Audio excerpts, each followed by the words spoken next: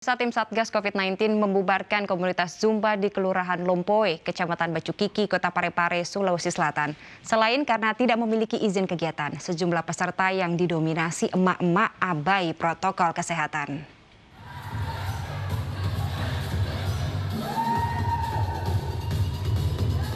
Satgas COVID-19 membubarkan puluhan ibu-ibu di Kelurahan Lompoe, Kecamatan Bacukiki Barat, Parepare, Sulawesi Selatan yang sedang asik senam Zumba.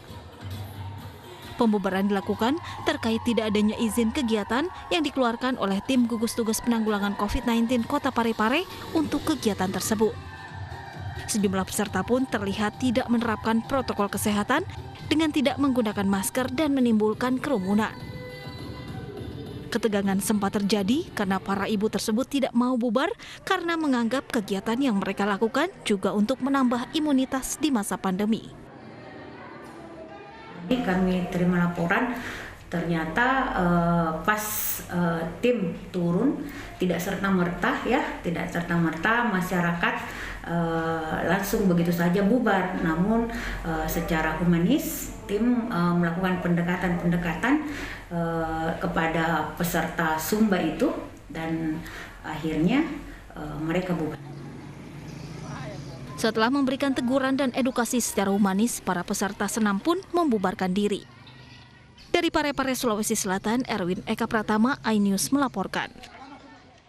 Ribuan warga Kota Medan memadati vaksinasi massal di terminal penumpang Bandar Deli Belawan. Mereka berebut karena terancam kehilangan pekerjaan jika tak kebagian vaksin.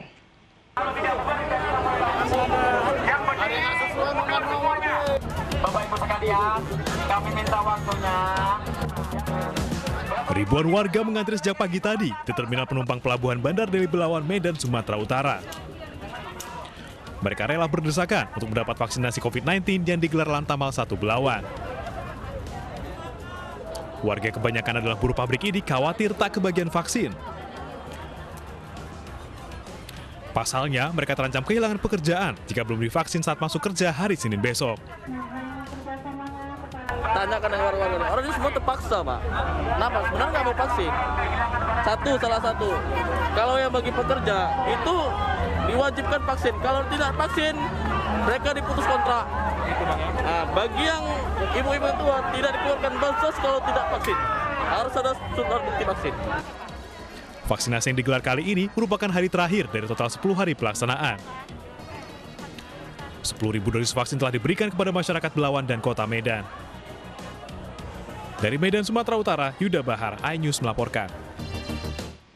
Pemirsa, Badan Intelijen Negara atau BIN terus berkontribusi dalam percepatan vaksinasi COVID-19 dengan menggelar vaksinasi door-to-door. Vaksinasi dengan cara ini diharapkan bisa menjangkau masyarakat lebih luas lagi.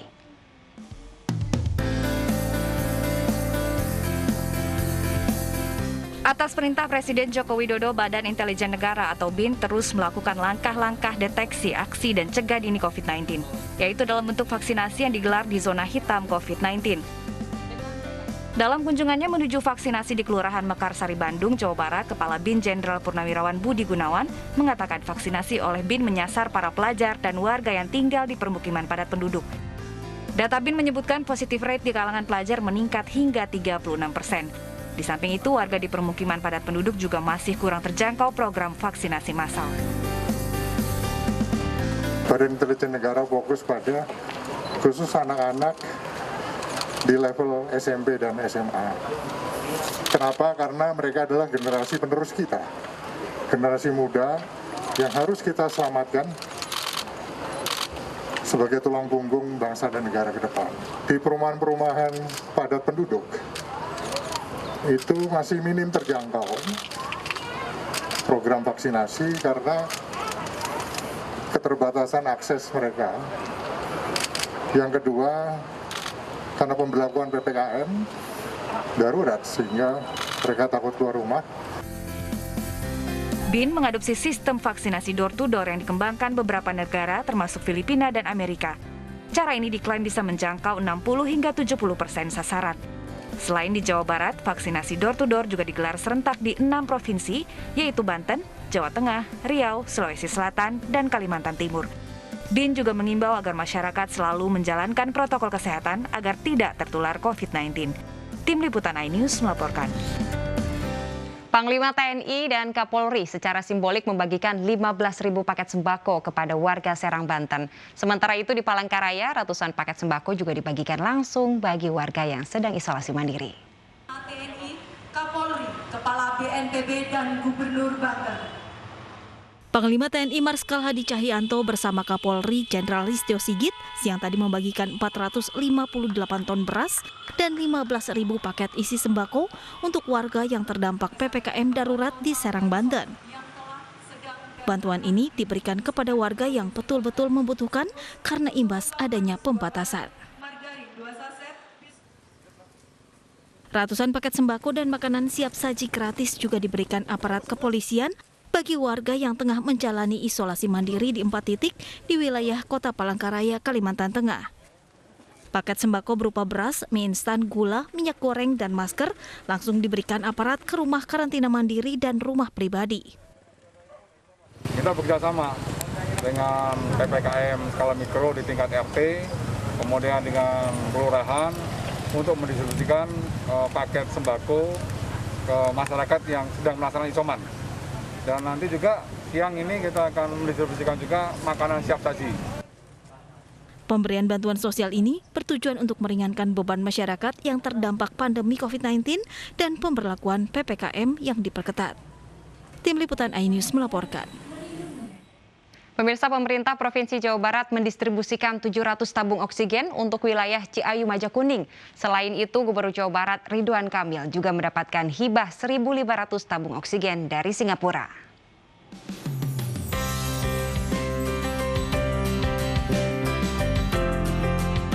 Pemerintah Provinsi Jawa Barat mendistribusikan 700 tabung oksigen ke wilayah Cirebon, Indramayu, Majalengka, dan Kuningan. Tabung oksigen ini akan digunakan untuk kebutuhan pasien terinfeksi COVID-19 di rumah sakit. Selain itu, Pemprov Jabar juga akan mendapatkan 1.500 tabung oksigen hibah dari Singapura yang nantinya akan digunakan oleh pasien isolasi mandiri dengan sistem pinjam pakai. Kelangkaan tabung oksigen ini, oksigen dan tabung oksigen, ini kita bagi 2 tahap. Kita pastikan dulu yang kedaruratan di rumah sakit, alhamdulillah sudah lebih terkendali. Dan mulai besok dan seterusnya kita mulai menghitung ada peminjaman tabung-tabung oksigen yang memang barangnya langka kepada warga-warga yang isoman yang juga butuh oksigen.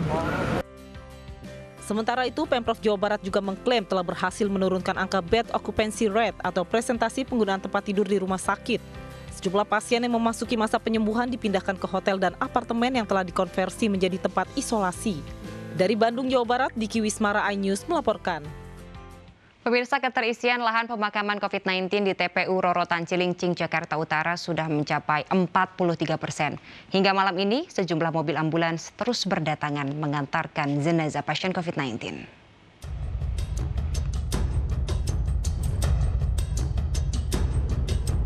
Ambulans mengantar jenazah COVID-19 masih saja hilir mudik keluar masuk TPU Rorotan Cilincing, Jakarta Utara. Satu persatu jenazah masuk ke liang lahat, diiringi tangis duka keluarga. Hingga hari ini, sudah lebih dari 3.100 jenazah COVID-19 yang dikebumikan di TPU Rorotan Cilincing. Jumlah ini dikhawatirkan akan terus bertambah karena pandemi COVID-19 belum berakhir. Data Satgas COVID-19 menyebutkan jumlah meninggal akibat COVID-19 di DKI Jakarta per 18 Juli pukul 12 waktu Indonesia bagian Barat sebanyak 158 kasus, bertambah 91 kasus dari sehari sebelumnya. Sementara di nasional, jumlah meninggal akibat COVID-19 per 18 Juli mencapai 1.093 kasus. Pemprov DKI Jakarta akan memperluas lahan TPU Rorotan 3 hektar lagi mengantisipasi bertambahnya jenazah COVID-19 yang akan dikebumikan. Dari Jakarta, Linega Utseki, Dimas Winardi, dan Yudi Richard, iNews melaporkan.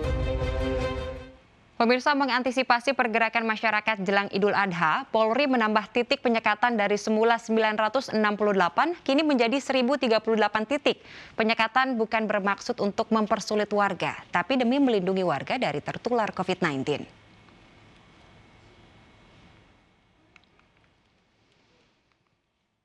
Menteri Perhubungan Budi Karya Sumadi meninjau posko penyekatan PPKM darurat. di kilometer 31 Jalan Tol Ruas Jakarta Cikampek, Cikarang Barat, Minggu siang. Menhub mengapresiasi kinerja Polri dalam penyekatan PPKM darurat yang dinilai berhasil membatasi pergerakan lalu lintas. Saya menghimbau kepada masyarakat, apa yang dilakukan bukan bermaksud untuk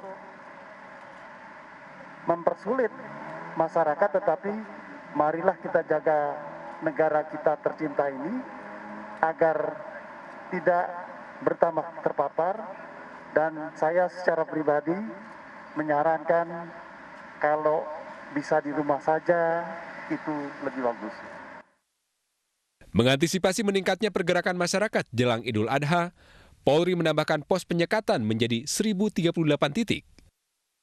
Untuk pengetatan mobilitas dalam rangka Idul Adha ini, Polri telah menambah pos-pos penggelaran di lapangan yang sebelumnya kita bangun 998, pada momentum Idul Adha ini kita bangun menjadi 1.038. Truk pengangkut logistik ataupun pengirim barang diperbolehkan tetap melintas agar kegiatan ekonomi tidak terganggu.